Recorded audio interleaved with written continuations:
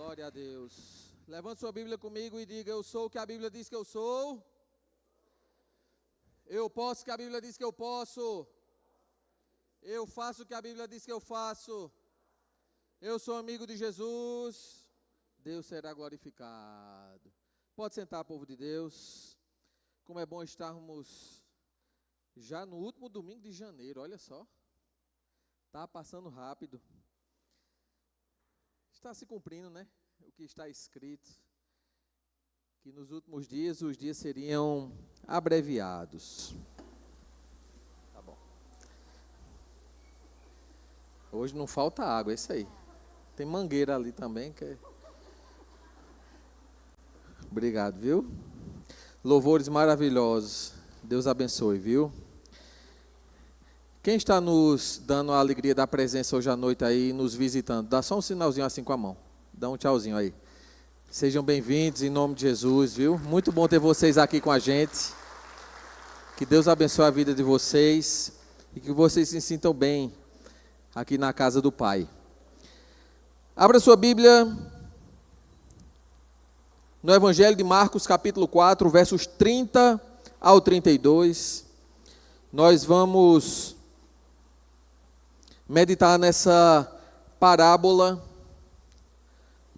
do grão de mostarda, e eu creio que Deus, através do Espírito Santo, quer ministrar o seu coração essa noite em nome de Jesus. Assim diz a palavra do Senhor. Disse mais Jesus: a que assemelharemos o reino de Deus? Ou com que parábola o apresentaremos? É como um grão de mostarda que, quando semeado, é a menor de todas as sementes sobre a terra, mas, uma vez semeada, cresce e se torna maior do que todas as hortaliças, e deita grandes ramos, a ponto de as aves do céu poderem aninhar-se à sua sombra. Vamos orar. Tua palavra é poderosa, Senhor. Tua palavra é maravilhosa, é viva, mais atual do que os jornais que sairão essa semana. Que ela possa ter um profundo significado para nós hoje, que ela gere vida em nós. Te pedimos agora, Espírito Santo, que o Senhor nos ajude a desacelerar os pensamentos, que as nossas emoções repousem em Ti, porque o Senhor agora quer falar ao nosso coração. Ó Pai, que cada vida aqui presente, da forma que chegou, feliz ou triste, glorificando o Teu nome por bênçãos alcançadas, ou suplicando por bênçãos necessárias, que o Senhor possa agora, ó Pai, nos aquietar, que as palavras dos meus lábios e o meditar do meu coração sejam agradáveis em Tua presença, Senhor, rocha minha e redentor meu, e encontre morada no coração dos irmãos, em nome de Jesus, amém. Meus amados, o tema da ministração da palavra essa noite é a essência das pequenas coisas. Pode anotar aí, a essência das pequenas coisas. Nós vamos trabalhar como tema desse ano para a nossa igreja, o tema será essencial. Esse é o tema, essencial. Nós precisamos retornar ao que é essencial, nós precisamos meditar no que é essencial, nós precisamos refletir na essência das coisas. E o versículo desse ano vai ser esse aqui para nós. Vamos ler todos juntos? A própria essência de tuas palavras é verdade. Todos os teus justos estatutos permanecerão para sempre. Então nossas vidas precisam voltar à essência, perceber o que Deus tem para nós. O texto ora lido, ele nos mostra que a essência das pequenas coisas deve ser sempre levada em consideração. E é maravilhoso nós percebermos que na semente de mostarda nós temos e somos convidados a observar o poder que há naquela semente, tão pequena em tamanho, mas tão poderosa quando ativada. O dicionário de Oxford fala sobre essência. E ele define o seguinte, que a essência é aquilo que é mais básico, mais central, a mais importante característica de um ser ou de algo. Isso é a essência. Sinônimos de essência são bem interessantes. Repete comigo: âmago, núcleo, aroma, origem, ser, natureza, cerne, fundamento, substância, alma, perfume, fragrância, cheiro. Tudo isso aqui são sinônimos de essência. Para a filosofia platonista, o ser autêntico, percebido a partir do espírito que se sobrepõe às percepções sensoriais, tornando-se habilitado para refletir sobre a imutabilidade de alguns aspectos da própria realidade. Isso é essência. Muitas vezes vai ultrapassar o que a gente percebe no cotidiano, mas a essência está ali. Na filosofia aristotélica, é a reunião das características comuns que definem a natureza intrínseca de cada ser. Ela vai no centro da questão. Já o tomismo conceitua de forma geral, percebendo unicamente através de pensamentos e eventualmente dissociada da realidade existencial, ou realidade única e palpável. Ele já vai definir de uma outra maneira a questão do que é essência. Mas a etimologia da palavra essência, ela vem do latim essentia, com o sentido de existência. A existência de nós seres humanos é nos movermos em Deus. A essência para o peixe é estar mergulhado na água. O peixe fora da água morre porque está fora do que ele é essencial. A árvore arrancada as suas raízes, ela está fora do que ele é essencial. É a terra. O ser humano longe de Deus, ele está apenas existindo, não está vivendo.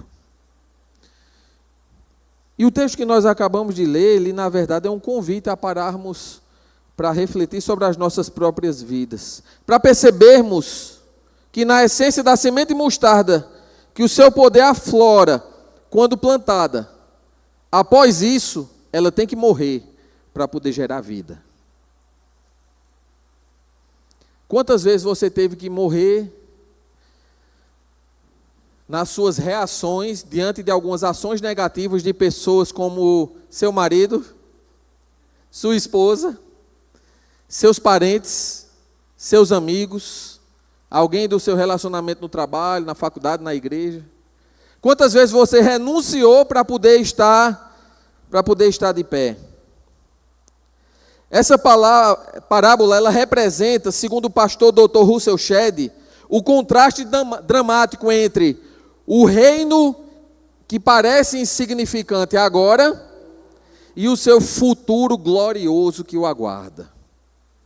Por isso que ele diz, parece um grão de mostarda. É um grão de mostarda. Parece nada, mas quando ele cresce, ele aflora, torna-se a maior das hortaliças e as aves podem habitar nela. Em primeiro lugar, meus queridos, você que gosta de anotar a pregação, o primeiro ponto é: a menor semente gera a maior das hortaliças. E aponta para o crescimento do reino de Deus. Mateus capítulo 13, versos 31 e 32.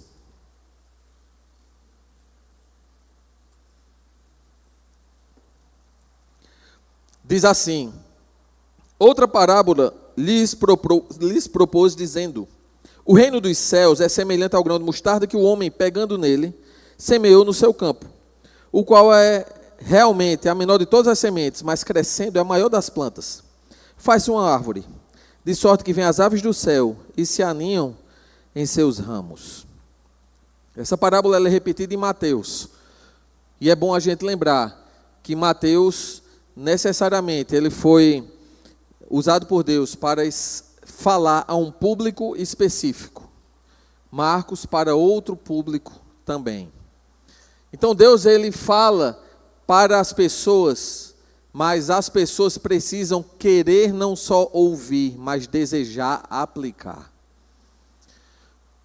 Uma das coisas que mais dificulta a vida cristã é ter muito conhecimento, pouca aplicação do que se sabe. Meus irmãos, quando nós pensamos no pequeno grão de mostarda, nós começamos a compreender como é que cresce o reino de Deus, como é que cresce o governo de Cristo sobre nós e sobre a terra. À medida que agimos em conformidade com a vontade de Deus, nós passamos a ver alguns resultados, tal como aquele que plantou as sementes. Um governante que se permite ser governado por Deus, ele vai governar de forma diferente.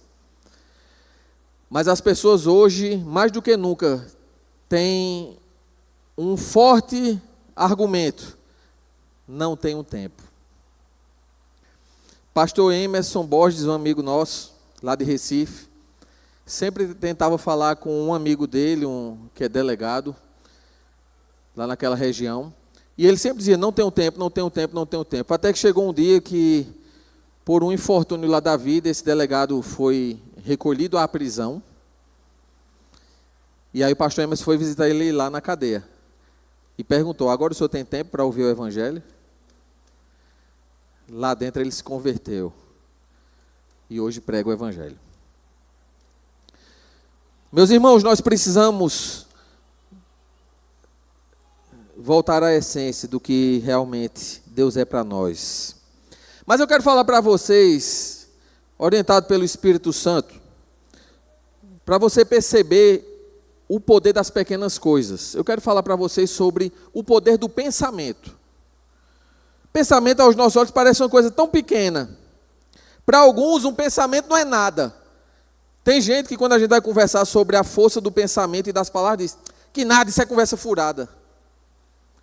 Mas olha, quando um pensamento torna-se recorrente, segundo a própria ciência, psicologia e psiquiatria, ele pode se tornar obsessivo.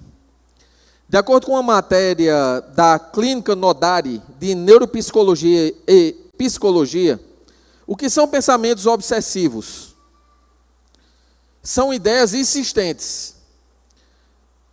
Elas representam uma recorrência mental em torno de uma imagem, de uma pessoa ou de uma dúvida, de alguma circunstância. Ela fica indo e voltando, indo e voltando, indo e voltando.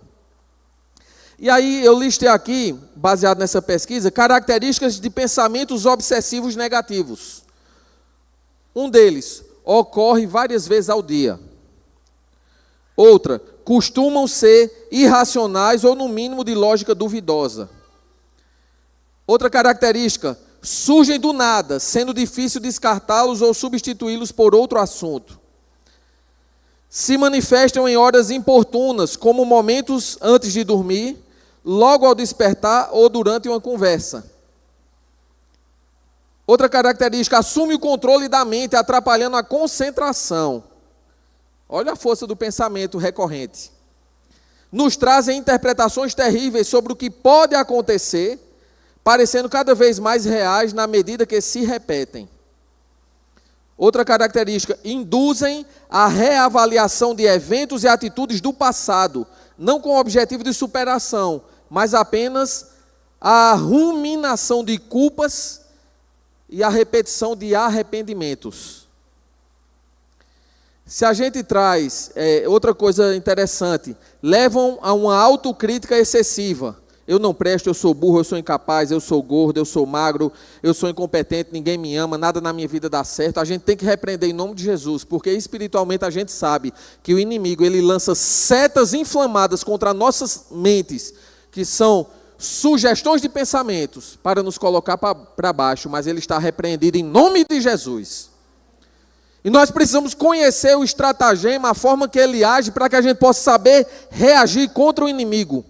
Aí tem uma última aqui que diz assim: não conduzem a soluções efetivas, e sim a novas preocupações. Preocupação, eu fico ocupado antes de.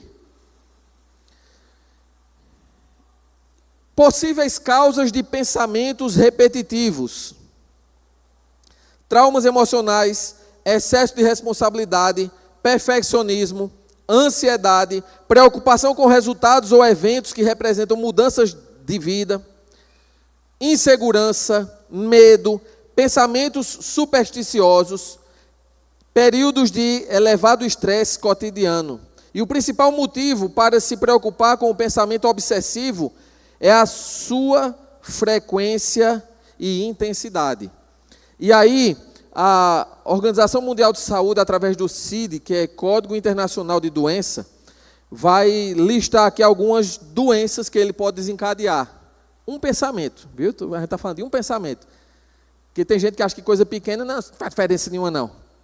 Tem até um postzinho que o pessoal compartilha no Instagram, eles dizem assim: foi nessa história de dizer, hoje eu mereço, vou comer no McDonald's, vou comer não sei onde, que meu cartão estourou e estou devendo a todo mundo.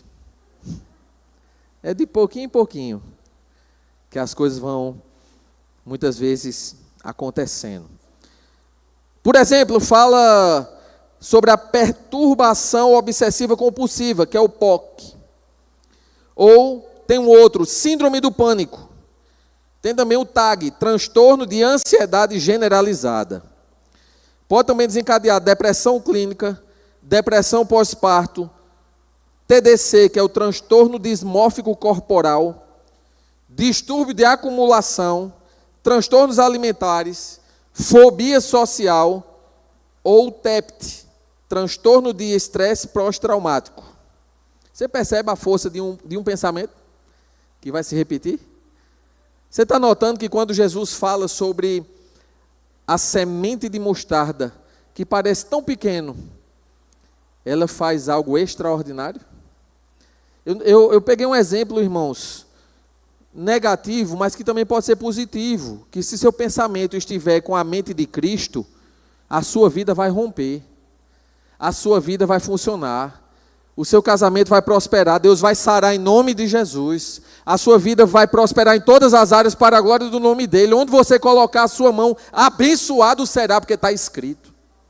Mas você precisa sempre encher sua mente e o seu coração com essa verdade. Amados irmãos, percebam o poder de uma pequena coisa, chamada pensamento, que se sair do controle, passa a ser constante, insistente, intrusivo, persistente, pode se tornar obsessivo e desencadear traumas. Nós devemos cuidar das pequenas coisas, mesmo do pensamento. E como é que a gente cuida? Colossenses capítulo 3, anota esse texto. Colossenses 3, versos do 1 ao 3. Anota esse texto aí. Vamos ler todos juntos? Portanto, se fostes ressuscitados juntamente com Cristo, as coisas lá do alto, onde Cristo vive, assentado à direita de Deus. Pensai nas coisas lá do alto, não nas que são aqui da terra. Porque morrestes e a vossa vida está oculta juntamente com Cristo em Deus. Coloca a mão no coração e diz: Senhor, me ajuda a pensar nas coisas do alto, não nas que são aqui da terra. Irmão, se você começar a pensar só nas coisas da terra, você entra em parafuso. Se você começar a pensar nas coisas aqui da terra, você vai adoecer. Mas você precisa pensar, olha aqui o remédio, pense nas coisas do alto. Desliga a sua televisão, o computador, não fica olhando notícia ruim. Agora ligue-se em Cristo, ouça a palavra. Quem tem um aplicativo da Bíblia no celular? Quem tem um aplicativo da Bíblia? Vocês já viram que tem um lugarzinho que você pode escutar a Bíblia? Você pode escolher lá um plano de leitura, né, Eliette? Escolhe ali um plano de leitura, anual, semestral. Todo dia você dá o play, vai fazendo ali suas coisas, você pode estar deitado, meditando, você pode estar caminhando, andando de carro, você bota o play, você vai escutando ali a palavra. A fé vem pelo ouvir, o ouvir pela palavra de Deus. E nós precisamos nos resguardar e nos prevenir, meus irmãos. E é interessante que a Bíblia diz o seguinte: e sobre os ramos dessa semente de mostarda, quando ela floresce, sobre os seus ramos, aninham-se todos os animais, todos os pássaros. Refere-se ao refúgio providenciado no reino para todos os povos da terra. Como diz o Salmo 46, Deus é meu refúgio e fortaleza, socorro bem presente na angústia. E refúgio, entenda, é um lugar para onde a gente foge. Não é um lugar que vai alcançar a gente, é a gente que vai. Olha a intencionalidade do coração. Eu preciso estar na casa de Deus, eu preciso buscar Deus, eu preciso querer esse Deus. Quem está entendendo? Em nome de Jesus, meu irmão. Eu preciso querer, eu preciso ir. Aí tem gente que diz, não preciso de igreja não, eu sou a igreja. Hoje de manhã a gente explicou, ninguém sozinho é a igreja. Nós somos parte do corpo de Cristo. Eu sozinho, eu sou templo do Espírito, mas igreja tem que estar junta. Tem que ser unida. Isso vai ter que, em mim e você, desencadear um desejo constante de estar em comunhão. Até para poder exercermos os dons que Deus nos dá. Em segundo lugar, o poder dos pequenos atos. Aí eu vou falar sobre o poder positivo e negativo dos pequenos atos. Cântico dos Cânticos, capítulo 2, verso 15, nos mostra um texto do rei Salomão, quando ele escreve, olha só como diz aqui: apanhai-me as raposas, as raposinhas, que devastam os vinhedos, porque as nossas vinhas estão em flor. Pode deixar esse versículo bem aí. Grifa aí, raposa e raposinha, por favor, Davi. Olha que interessante. Quando Salomão fala sobre raposas e raposinhas, porque a plantação de uvas está em flor, está dando frutos ali. Falamos já outras vezes sobre isso. A raposa é neurótica por uva. Ela é carnívora, mas se tiver uva, ela deixa a carne para ir atrás da uva. Então elas têm um poder destruidor de uma plantação de uvas. Mas perceba que ele vai dizer: apanhai-me as raposas, repete comigo, raposas e raposinhas. Quando ele faz isso, ele está fazendo uma analogia muito séria. Ele está querendo mostrar que existem as raposas, as grandes, que são os grandes problemas que surgem nos casamentos. Porque o livro de Cântico dos Cânticos é um livro de um romance entre Salomão e a Sunamita. Então está apontando para o casamento. Quem é casado, levanta a mão. Quem são os homens guerreiros do Senhor casados, digam amém. São os guerreiros, isso vai subir tudo, com tripa e tudo, só tem santo. Senhor, abençoe os teus servos. Irmão, as raposas são os grandes problemas dos casamentos. Violência física, adultério, coisas pesadas, grandes demais, que escandaliza todo mundo que vê e ouvir. Mas ele fala das raposinhas. O que é que acontece? Na hora que a plantação de uva está ali, é fácil aquele viticultor perceber que uma raposa grande passou, mas é mais difícil ver uma raposinha passando, que é filhotinha, mas é destruidora, terrível. E está falando das pequenas coisas que podem acontecer nos casamentos. Uma palavra de maltrato, uma palavra de grosseria, um olhar torto, uma necessidade que não se supre, um copo com água que alguém pede, coisa pequena, irmão. Se você conversar com um psicólogo, com um psiquiatra, com médicos especialistas em comportamento humano, se você conversar, você pergunta, como é que se dá o divórcio? É pela gota final que faltava, nunca é por uma grande coisa. É uma coisinha que juntou com outra coisinha, de repente veio uma raposinha de nada, tchuf, pronto, quero mais também não. Aí, meu amigo, já era. Por isso eu tenho que vigiar constantemente. Agora, homens e mulheres, servos de Deus, nós precisamos ter sabedoria. Se eu escuto uma instrução do pastor, se eu escuto uma instrução do Espírito Santo através da leitura da Bíblia, eu começo a mudar, o outro que está vendo a mudança tem que ter um pouquinho assim, um tantinho assim, de juízo, para não dizer, só está fazendo porque o pastor mandou. Pelo amor de Deus, velho. Não, irmãos, tem menino? Tem, menino buchudo, tem. Irmão, dê glória a Deus porque está mudando em nome de Jesus. Você pode dizer amém? Ajuda aí, meu irmão. Tem que dar glória a Deus porque a criatura está mudando alguma coisa. Não ficar, tá vendo? Só porque o pastor falou. Não, larga. Sabe, então a gente tem que entender que Deus, Ele se alegra com o bem. Cada pequena ação de bondade, perdão e misericórdia que nós praticarmos em harmonia com Deus nesse mundo, poderá ter repercussões extraordinárias. Mas tem uma coisa, não se acostume com a violência, com a miséria e más notícias que diariamente ouvimos. Faça a diferença, seja sal e luz. Seja mais semelhante a Cristo. Maridos e esposas, cuidem com amor da pessoa que divide a vida com você. Seja gentil, repete comigo, gentil. Se você estiver perto do seu cônjuge, vá olhando para ele. Eu estou com um olho na missa, outro no padre aqui. Gentil, carinhoso, bondoso, tenha paciência, prazer em servir. Que esse mês ou até o fim do ano você pague uma viagem internacional para sua mulher. Irmãs, digam amém. Tá vendo, Pisa, como é que é? Amém? Homens, irmãos, calma. Agora eu vou dizer, Senhor, que os teus servos fiquem milionários esse ano para poder fazer isso, em nome de Jesus. Amém? Isso aí vai dar certo.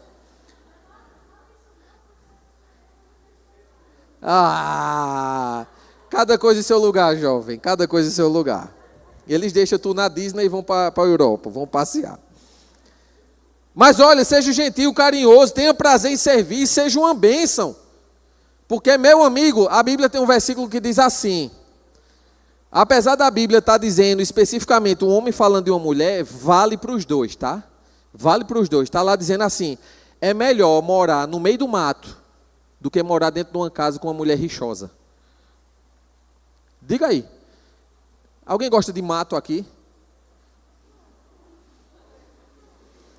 Não, eu gosto de asfalto, shopping, cidade, fumaça e caos. Eu gosto disso aqui.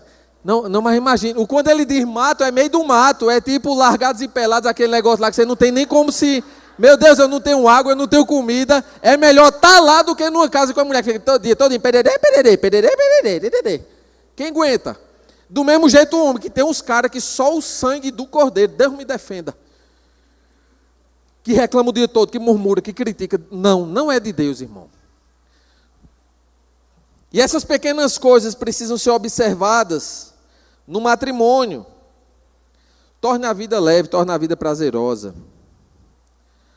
Mateus capítulo 17, verso 20. Jesus disse, por causa da vossa incredulidade, porque em verdade vos digo que se tiverdes fé, como um grão de mostarda, direis a esse monte, passa daqui para acolá, e há de passar, e nada vos será impossível. Esse texto não se refere ao tamanho do grão. Ele está aqui? Se tiverdes fé, como um grão de mostarda. Eu não sei se tem alguma tradução aí na Bíblia de vocês. Dá uma olhada aí se tem dizendo do tamanho de um grão de mostarda. Dá uma olhada aí rapidinho na sua Bíblia, por favor. Dá uma olhada rapidinho, 10 segundinhos. A NVI está com tamanho? Pois é, na língua original não existe a palavra tamanho. É como um grão de mostarda. Porque, do jeito que está aqui. Coloca lá na outra tradução, essa palavra tamanho de um grão não. Aqui, ó. Se tiverdes fé como um grão de mostarda. O grão de mostarda, quando fala isso, se você tiver fé como um grão de mostarda, quer dizer o quê? Potência e capacidade em si de fazer acontecer. Como um grão de mostarda. Se você tiver fé como um grão de mostarda, se você tiver fé com uma potência que é capaz de crer de que vai acontecer, vai acontecer. Não é tamanho que se fala, é qualidade. Faça assim, qualidade. Pronto, você nunca mais esquecer, qualidade. Qualidade. Espaguete.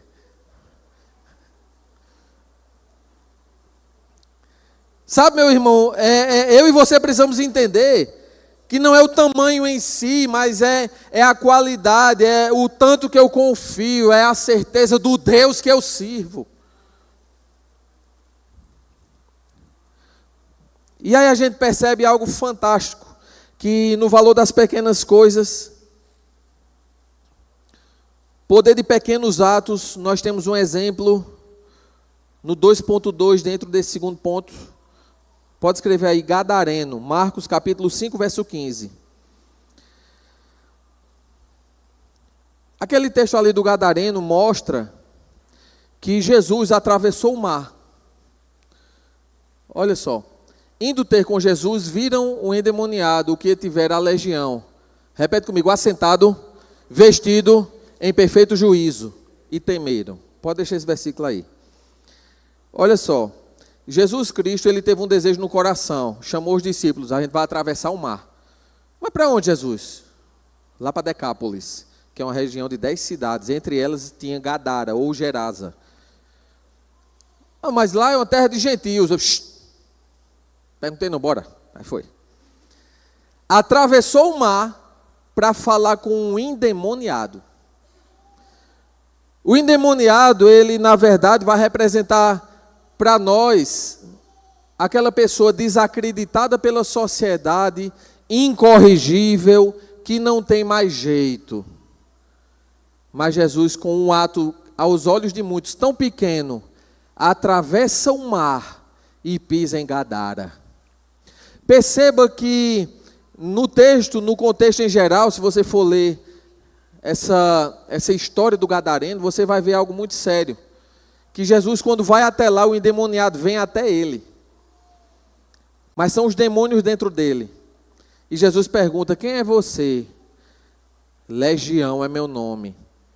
Legião é uma linguagem militar que significava um contingente, um destacamento militar de 6.000 homens. É tanto que ia passando na hora lá 2.000 porcos, e eles dizem, não nos lance agora no abismo, joga a gente nesses porcos, e Jesus manda entrar nos porcos. Será que tem demônio dentro do cara? E naquele momento, Jesus Cristo, ele faz algo extraordinário, ele transforma uma vida. Mas nos chama a atenção, Lucas, deixa eu ver, capítulo 8, verso 39.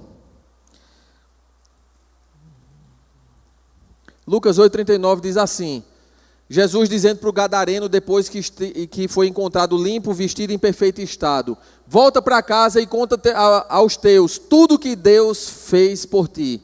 Então foi ele anunciando por toda a cidade todas as coisas que Jesus lhe tinha feito. Perceba que no versículo anterior, Jesus liberta ele, e ele foi encontrado limpo, sentado, vestido em perfeito estado. Significa então que antes ele estava caído, nu, em estado deplorável. Mas quando encontraram aquele homem tão discriminado, com um destino trágico de morrer endemoniado, as pessoas temeram. Por um simples ato de Jesus ter ido até ele.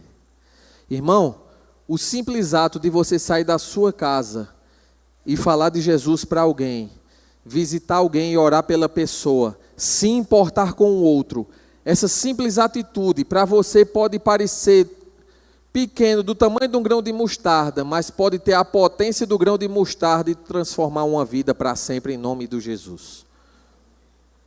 Mas olha, o que nos chama a atenção na vida do Gadareno é que quando Jesus manda ele tornar para a casa dele, ele com gratidão reconheceu o que Jesus tinha feito por ele e obedeceu. Você é grato pelo que Jesus fez por você e tem feito? Vamos dar uma olhada em Marcos, no capítulo 8, versos 5, 7 e 9. Que é a segunda multiplicação de pães e peixes. Jesus lhes perguntou, quantos pães tendes? Responderam eles, 7. Tinham também alguns peixinhos, e abençoando-os, mandou que estes igualmente fossem distribuídos. Eram cerca de 4.000 homens, então Jesus os despediu. Essa segunda multiplicação de pães foi lá em Decápolis, naquela região, onde o Gadareno foi liberto. Em uma terra de gentios. Quase 2 anos depois que Jesus libertou o Gadareno, Jesus voltou na região para supervisionar o que o gadareno tinha feito. Quem pregou o evangelho para esses milhares de pessoas foi o que estiver endemoniada, mas depois foi encontrado limpo, vestido em perfeito estado, obedecendo em atitude de gratidão a Jesus. Irmão, você precisa ser grato a Deus em obediência, não da boca para fora, mas em atos, não somente levantando a mão no domingo à noite na igreja, mas assim que o louvor aqui acaba, porque a adoração é isso. A adoração não é quando eu canto na igreja, a adoração é quando a música acaba. E aí lá fora eu vou viver. Porque aqui dentro fazer teatro é fácil, né? Eu e você, nós somos chamados, irmãos, a fazer das pequenas coisas algo extraordinário. Mas em terceiro e último lugar, seja luz, fazendo coisas pequenas ou grandes. Seja luz. Mesmo não conseguindo muitas vezes fazer muito, planta uma pequena semente. Ontem passou no Jornal da Record algo interessante. Um senhor, lá em São Paulo, ele aposentou e ele começou a plantar algumas mudas de árvores. E agora já são mais de 40 mil árvores que ele já plantou. E tem sido considerado o segundo parque mais arborizado de São Paulo, perdendo, obviamente, para o mais famoso, que é o Ibirapuera, e algum outro lá. E ele disse, meu sonho é plantar 50 mil árvores. Mas um dia eu comecei, eu já vou em mais de 40 mil. Uma árvore, de uma em uma, vai acontecendo. Pai de vez em quando me liga e diz, meu filho, hoje foi 5 para Jesus. E como é que foi, pai? Rapaz, o carro deu um defeito, entrei lá na oficina, comecei a conversar com o dono e perguntei, quando você morrer, você vai para o céu ou para o inferno? O cabo já solta as ferramentas, misericórdia. Um choque santo, amém? Você já dá logo aquela chupeta na alma do cabra. Disse, não, pastor, disse, não leve a mal não, mas você vai para o céu ou para o inferno quando morrer? Eu não sei. Você quer ter a certeza da salvação? Quero. Você reconhece que é um pecador? Nossa, cego. Reconhece. Reconhece que Jesus morreu em seu lugar para perdão de pecado? Reconheço. Você quer pedir perdão agora, entregar a sua vida a Jesus para que seu nome esteja escrito no livro da vida? Quero. Pois, ore comigo, Senhor, me perdoa os pecados. Menos de 3 minutos a pessoa entende quem é, quem era, qual seria o destino, mas qual agora é, porque Jesus se importou com aquela vida. Você está entendendo, irmão, que é uma pequena coisa, uma pequena atitude, é só boa vontade de plantar uma árvore que seja, de pregar o evangelho, que é o que realmente importa. Durante alguns anos, o meu sonho era ser capelão de alguma força militar, que é o pastor do bombeiro, do exército, marinha aeronáutica, da PM. Fazia concurso e sempre ficava ali perto da vaga, mas nunca conseguia entrar. E aí, há uns 7, 8 anos atrás, os comandantes que estavam cuidando aqui do Forte Santa Bárbara convidavam para ir lá, porque não tinha capelão. E a gente ia lá na Páscoa Militar, que é uma Páscoa fora de época devido à Segunda Guerra Mundial. E a gente ia lá, levava a ceia, ministrava a palavra. Levei uma vez meu sogro, irmão Everaldo. Várias vezes a gente foi lá e pregou o evangelho lá no Forte. Mesmo não sendo oficialmente, naquele dia eu me sentia realizado. Sabe, irmãos, muitas vezes você vai querer alguma coisa, mas Deus vai ter algo diferente e muito maior do que você possa imaginar. Porque quando a gente fica retido no que a gente estabelece como verdade, a gente bota barreira no que Deus pode fazer em nós, por meio de nós, para alcançar mais vidas. Ore e peça a Deus para que te use como instrumento do seu amor nesse mundo. Haja com bondade, mesmo com estranhos. Antes de vir para cá, eu vi um videozinho no podcast, um senhor, no Instagram, um senhorzinho lá sentado, já de 75 anos mais ou menos, ele lá no computador dele, já sussurrado ali, fazendo um curso na faculdade. Chega um rapaz e pede, se eu podia me dar algum trocado para eu comprar uma maçã? Aí ele disse: moço, eu tenho essa laranja aqui, eu não tenho maçã não, mas pode ficar. Ô rapaz, está certo, mas não vai lhe fazer falta não. Eu disse: não, eu já lanchei, isso aqui você pode ficar. Tá certo, mas esse computador do senhor? Ele disse: não, esse computador eu tenho há 12 anos. Eu tenho há 12 anos e está aqui meio lento, mas eu vou fazendo, né? É o que eu tenho, é o que eu posso. Tá bom, e se eu lhe der uma maçã, o senhor aceita? Ele disse: não, mas você me pediu agora uma coisa e eu lhe dei a laranja. Aí ele disse: não, a maçã eu não posso porque eu sobrevivi a um naufrágio e eu perdi todos os dentes nesse naufrágio, eu não consigo mastigar a maçã. Ele: mas por que o senhor quis me ajudar me dando uma laranja? Ele: porque eu aprendi a ser generoso, a fazer o bem, mesmo que a pessoa não possa fazer algo por mim. Não tem problema eu ajudar alguém. Pois então eu queria lhe dar uma maçã, mas é uma maçã diferente. Aí ele puxou um MacBook e deu de presente para o senhorzinho. O velho chorou, se levantou agradecendo.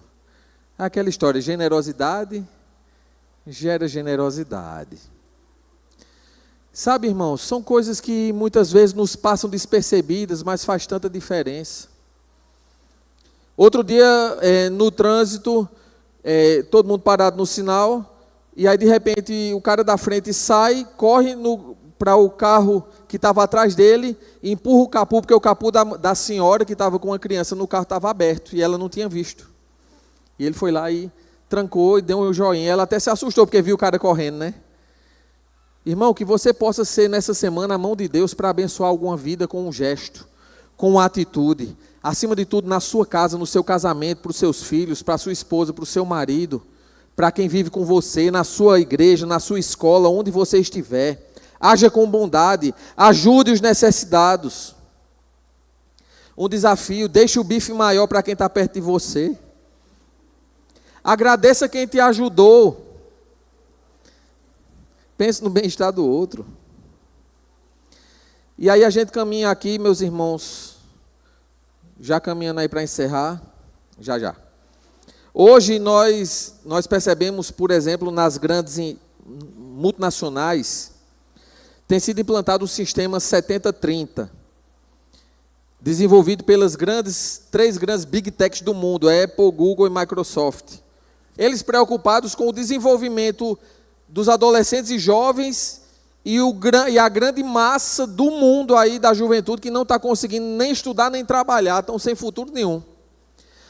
E eles se preocupando com relação a isso, e essa preocupação fez com que eles fizessem uma pesquisa a nível mundial e conseguissem perceber o que atrapalhava aqueles jovens de permanecer mais tempo no trabalho, de seguir uma carreira e de dar frutos. E aí eles foram observando e começaram a ver que 82% das demissões nas empresas ocorriam não por falta de conhecimento técnico, mas por falta de habilidades pessoais. Não sabe ouvir um não sabe resolver problemas, não sabe receber alguma orientação ou alguma ordem, não sabe conversar, pedir, ou dar alguma tarefa, dar alguma ordem, porque até para isso a pessoa tem que também saber. E aí eles descobriram o seguinte, no 70-30, 30% do peso de importância para essas empresas agora é o currículo, só tem 30%. E o grande peso para ser contratado é 70%. São as habilidades pessoais. E onde elas são adquiridas? Em casa. As questões éticas, morais, em casa, na igreja, você saber que há limites, que há formas. E aí foi desenvolvido algo que tem sido muito falado ultimamente, chamado soft skills. Os soft skills são habilidades não técnicas que se referem à maneira como você trabalha. E o significado de soft skills pode ser traduzido por habilidades pessoais. É a capacidade de interação com colegas de trabalho, de resolução de problemas e de gerenciamento do seu trabalho. Meus irmãos, na igreja também é assim. Se eu sei conviver, respeitar, somar, ser bênção, ter o bom testemunho dos de dentro de casa, dos da igreja e dos de fora de casa, Eu jamais serei pedra de tropeço. Veja a pequena semente, as atitudes, os soft skills, as habilidades pessoais, que parecem tão pouco, mas na verdade podem fazer um estrago terrível se negativo, mas pode gerar um estrondo grandioso para o reino de Deus na vida das pessoas. E aí eu e você, nós precisamos perceber que o nosso desenvolvimento enquanto indivíduos só acontecerá se nós permitirmos que o Espírito Santo gere em nós o seu fruto. Repete comigo o fruto do Espírito: amor, alegria. Eu vou dizer de novo amor, aí quando eu disser alegria, você bota um sorriso nessa cara, viu? Vamos, amor, alegria, paz, longanimidade, benignidade, bondade, fidelidade, mansidão, domínio próprio. Quando você deixa o Espírito Santo gerar em você esse fruto, que são todos, tá? Não é só a metade nenhum, não. Todos. E aí você vai aprender que precisa quebrar cadeias de violência. Não retribua o mal com o mal, nem ofensa por ofensa. Perdoe, dê outra face. Fique atento também às oportunidades de Deus. Vamos ficar de pé, meus irmãos.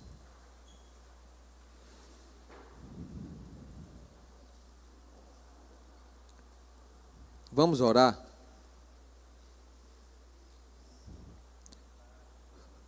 Se você se sente bem, coloque a mão no seu coração. Se você quer se ajoelhar, pode se ajoelhar. Vamos falar com Deus. Senhor, nós queremos, Senhor, louvar o Teu nome por Tua palavra ministrada ao nosso coração. Tua infinita graça que mudou nossas vidas. Fala para Deus. Ajuda-me, Senhor, a semear pequenas sementes de bondade, a semear a semente do Evangelho, todos os dias, em casa, no trabalho, onde quer que eu vá. Senhor, usa a minha vida, eu quero ser útil na Tua casa. Senhor, me ajuda a oferecer, mesmo que eu seja tão pouco aos olhos de muitos, eu quero ser útil. Eu quero, Senhor, retribuir em gratidão tudo que o Senhor tem me dado de tão bom. Conte comigo, Pai. Posso ser pouco, mas eu quero dar tudo do que eu tenho.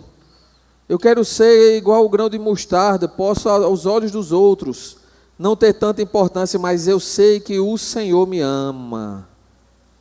Ensina-me, Senhor, a viver praticando a bondade, o Evangelho. Me ajuda, Senhor, a perceber a necessidade do próximo. Porque, Pai, os dias são maus. Qualquer ato de bondade fará grande diferença, porque nunca foi tão fácil ser luz. E Jesus disse: a que assemelharemos o reino de Deus? É como um grão de mostarda, que quando semeado, é a menor de todas as sementes sobre a terra, mas uma vez semeado, cresce e se torna maior do que todas as hortaliças, e deita grandes ramos, a ponto de as aves do céu poderem aninhar-se à sua sombra.